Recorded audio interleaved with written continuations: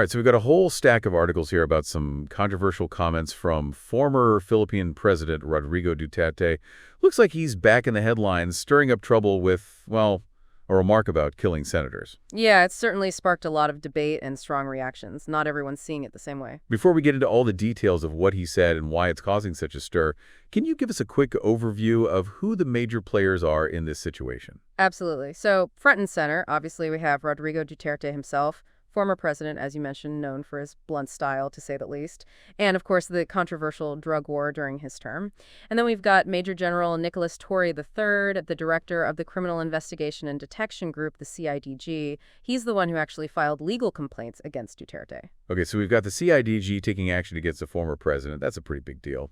Who else is involved on the legal side of things? Well, General Rame Francisco Marbil, the chief of the Philippine National Police, he's approved the filing of those complaints. But then we have Jaime Santiago, the director of the NBI, the National Bureau of Investigation, and he seems to be taking a different stance. He's indicated that he thinks Duterte was just joking and won't open an investigation without a senator actually filing a complaint. So, some disagreement within law enforcement about how to handle this. What about reactions from politicians? Are they weighing in on this? Oh, definitely. There are some strong opinions out there. We've got Senator Ronald De La Rosa, who was Duterte's police chief. He's a big defender of Duterte and also seems to believe it was all a joke.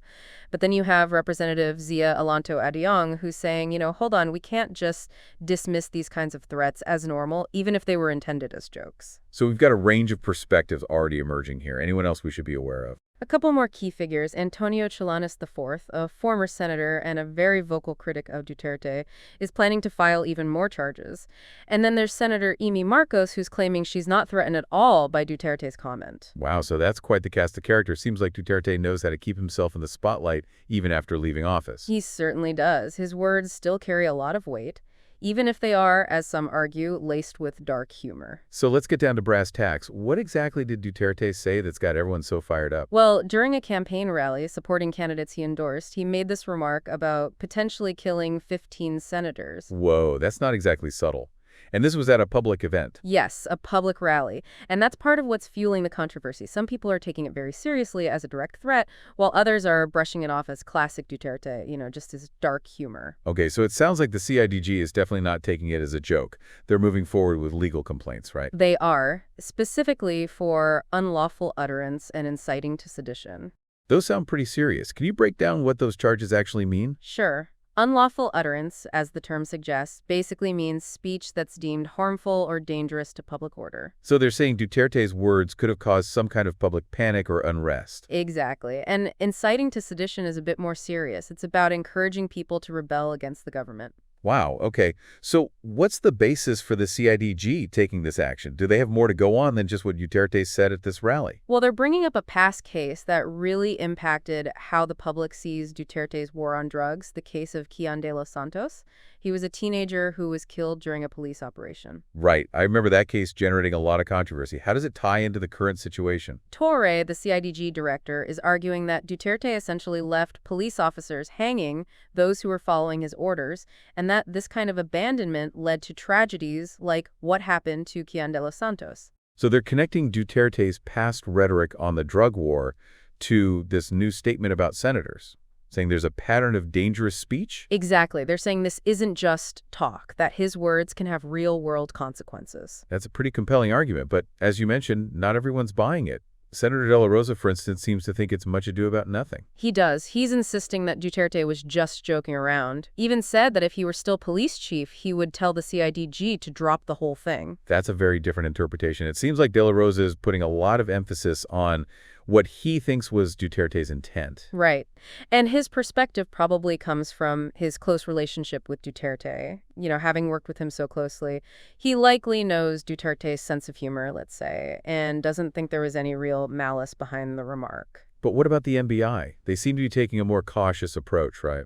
They are. Santiago, the NBI director, seems to agree with De La Rosa that Duterte was joking. He's even said that, times have changed and this kind of language isn't that unusual anymore. But here's the catch. They won't investigate unless a senator actually files a complaint. So you mentioned the NBI director saying times have changed. Do you think he's implying that Filipinos have just become desensitized to this kind of violent language, especially from Duterte? It's possible Duterte's style, particularly during the drug war, definitely pushed the limits of what people considered acceptable political speech. Maybe it's led to a certain level of, I don't know, acceptance of threats like this, at least for some people. That's an interesting point. It makes you wonder how society as a whole processes and reacts to this kind of intense language, especially when it comes from someone as influential as Duterte. But it also seems like some, like Representative Adiong, are pushing back against that idea of just accepting threats, even if they're framed as jokes. Absolutely. Adiong's argument is that we can't afford to become complacent. Even if Duterte didn't mean to incite violence, his words could still have a ripple effect, especially in the current political climate in the Philippines. Okay, so we've got law enforcement agencies taking different approaches, politicians picking sides, and a public trying to figure out what a former president can say and get away with. Seems like we've got a lot to unpack here. We do. This is just the beginning. The potential fallout from this case, legally and politically, could be huge. It'll be interesting to see how it all unfolds. Let's delve deeper into those potential consequences then, shall we? So we've got a former president potentially facing charges for something he said. It all comes down to whether he is actually joking or his words could be seen as dangerous and inciting violence. Yeah, and as we've been discussing, it's a tricky situation because with Duterte, it's not always easy to tell what's a joke and what's serious. I mean, we all know he has a reputation for, let's say, colorful language and a pretty dark sense of humor. Exactly. But even with his history of making shocking statements, this particular comment about killing senators has really raised the stakes. So let's dig into the legal side of things. The CIDG has filed complaints for unlawful utterance and inciting to sedition. Can you remind us what those charges actually mean? Sure. So unlawful utterance, it's basically speech that's seen as harmful to public order. Like, the classic example is shouting fire in a crowded theater when there's no fire. Right, because that could cause panic and chaos. Yeah, exactly. It's about words that could lead to disorder and potential harm. So in Duterte's case, they're arguing that his words about killing senators could have had a similar effect, creating a sense of fear and unrest. Precisely. Now, inciting to sedition is a bit more serious. It's about using speech to encourage people to rebel against the government. It's about potentially stirring up a revolt. Wow. Okay, so those are some pretty serious charges. But how strong is the CIDG's case here?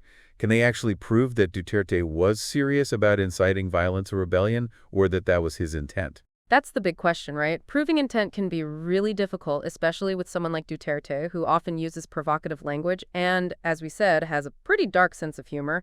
The Department of Justice will have to weigh all the evidence and decide whether to move forward with these charges. So if the Department of Justice does decide to pursue these charges, what kind of legal process could Duterte be facing? Well, he could be looking at a very lengthy legal battle. It would be a complex and drawn-out process. And if he were ultimately convicted, he could even face jail time. Jail time for a former president. That would be absolutely unprecedented in the Philippines, wouldn't it? It would. It would be a huge deal. A former president being imprisoned would send shockwaves through the country and have a massive impact on Philippine politics. I can imagine. And as we talked about earlier, Duterte is such a divisive figure. How do you think his supporters would react to him facing serious legal consequences? Well, his supporters, and there are a lot of them, would likely view any legal action as a politically motivated attack. They might see it as an attempt to silence him, a way to punish him for his policies and his outspokenness. That makes sense. And what about his critics, those who have opposed his policies and his style of leadership? For them, any legal repercussions would be seen as a long overdue reckoning, a sign that even powerful figures are not above the law and can be held accountable for their actions. So this case has the potential to deepen those existing divisions in Philippine society. It's almost inevitable. Duterte's legacy is so intertwined with these deep political and social fault lines in the country, and this controversy is only going to make those fault lines more pronounced, at least in the short term. We've also talked about the international implications of this case. What are some of the key concerns from the perspective of the global community? Well, Duterte's war on drugs attracted a lot of international criticism. Human rights groups, international organizations, they were all very vocal about concerns over extrajudicial killings, violations of due process, and just a general erosion of the rule of law. So the world is watching to see how this case unfolds. They're looking for signs that the Philippines is committed to upholding human rights and democratic principles. Exactly. If the charges against Duterte are dropped, or if he's acquitted, it could send a message that the Philippines isn't serious about holding its leaders accountable, especially when it comes to human rights. Yes. And that could have serious consequences. It could. It could damage the Philippines' relationships with other countries, make it harder to attract foreign investment, and harm its reputation on the world stage. But if he's convicted, Then it might be seen as a sign that the Philippines is committed to the rule of law and willing to hold even its most powerful figures accountable. It could actually strengthen the country's image in the eyes of the international community. so a lot hinges on the outcome of this case, but let's shift gears for a moment and talk about the potential political ramifications within the Philippines. You mentioned earlier that Duterte's endorsement is still very valuable to political candidates. How could this situation impact upcoming elections? Well, if Duterte's political power rests a lot on his image as this strong man who's not afraid to challenge the status quo and say what he thinks. So how this case plays out could really make or break his influence on the political landscape moving forward. Yeah, if he comes out of this unscathed, it could actually boost his political capital, reinforce this idea that he's untouchable, and that could embolden him to try to exert even more influence over future elections. But if he's convicted, That could significantly weaken his standing, tarnish his image, and it might create an opening for new political alliances and power structures to emerge. it's amazing to think how this one incident could potentially reshape the entire political scene in the Philippines. That's how politics works sometimes. These seemingly isolated events can trigger huge shifts in power and change the course of history. We've been focusing a lot on the potential consequences for Duterte himself and for the broader political landscape. But what about everyday Filipinos?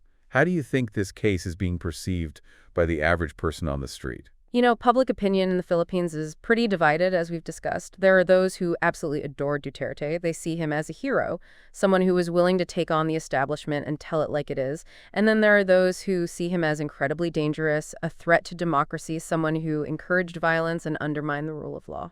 So this case is likely to just make those existing divisions even more pronounced? I think so. It's brought to the surface these fundamental disagreements about what leadership should look like, where the boundaries of free speech lie, and what role humor should play in public discourse.